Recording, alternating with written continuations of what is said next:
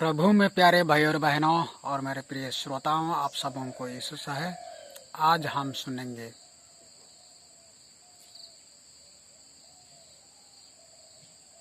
पुराने बाइबल प्रथम राजा के 3रा अध्याय से आज हम सुनेंगे जो वचन हमारे लिए आज मिलता है। तो मेरे प्रिय, आज हम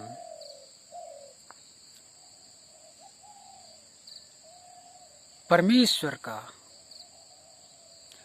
बुद्धि और समझ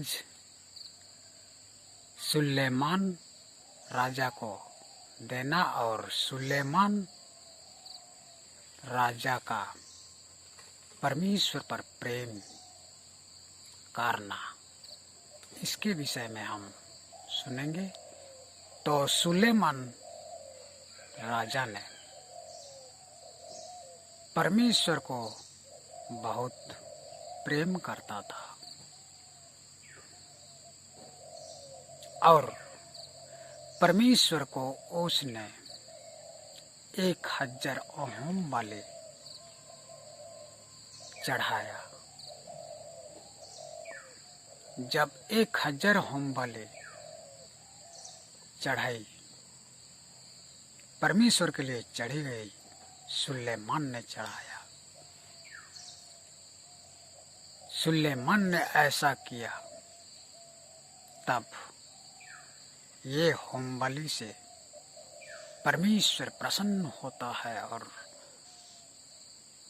सुलेमान से स्वप्न में वरदान देता है, जो ऐसा वरदान है ना तो आगे पहले राजाओं ने पाया था और ना सुलेमान के बाद राजाओं ने पाया है। ऐसा वरदान सुलेमान ने पाया। तो इसमें स्वप्न में सुलेमान को परमेश्वर ने कहता है, मैं तेरे होम बलि से प्रसन्न हूँ, तू मुझसे प्रेम करता है, इसलिए मैं तुझे वरदान देता हूँ। तो इस वरदान में क्या चाहता है? जो चाहता है मांग लो, जो भी चाहो मांग लो, जो भी चाहे मांग लो। क्या चाहता है तू कह, वरदान मैं तुझे देने को तैयार हूँ। तब सुलेमान ने परमेश्वर से यही कहता है, तू मेरा पिता दाऊद का परमेश्वर है, उससे भी तूने प्रेम करता है और बहुत सत्य से उसने भी अपना राज्य चलाया।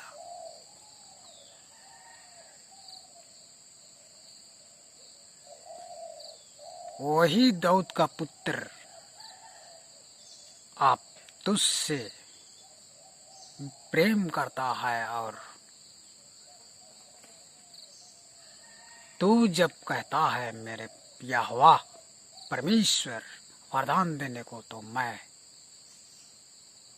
वरदान पाने के लिए तैयार हूँ और मैं यही वरदान में मांगना चाहता हूँ कि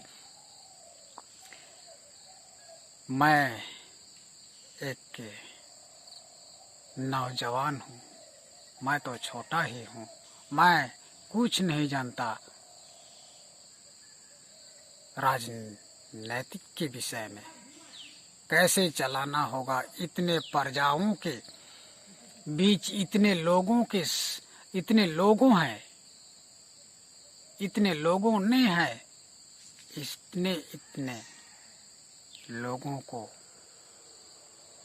कैसे चलाऊं। तो मुझ में कोई समझ नहीं है, मुझ में कोई बुद्धि नहीं है, तो मैं कैसे समझूं और कैसे समझाऊं। इसलिए तू मुझे समझने की बुद्धि शक्ति दे। तब परमेश्वर ने सुलेमान से कहता है, तूने नहीं चाहा लंबी आयु और धन संपत्ति, जैसा कि तेरे जैसा कोई ना हो धनी, ऐसा तो तूने नहीं चाहा, पर तूने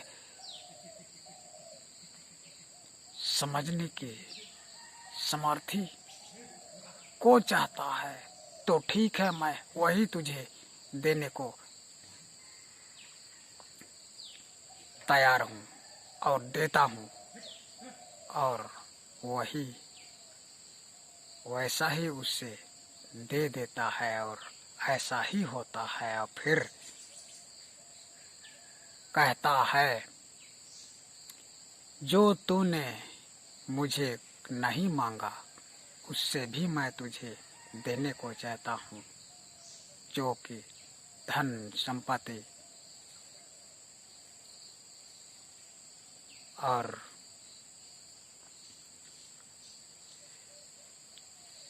इससे तू ले ले।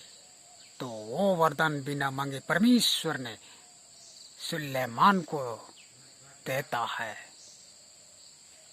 और वैसा ही होता है। और वैसे धनी राजा आज तक भी नहीं है और ना पहले भी थे। तो इस प्रकार से परमेश्वर से प्रेम रखने पर जब उसने प्रसन्न होता है तो परमेश्वर उस पर आशीष करता है। तो आज हमें आशीष की वरदान ही चाहिए, और अपने सुखी जीवन को आगे बढ़ाते चलें। परमेश्वर इसमें हमें अनुग्रह करे। आमीन।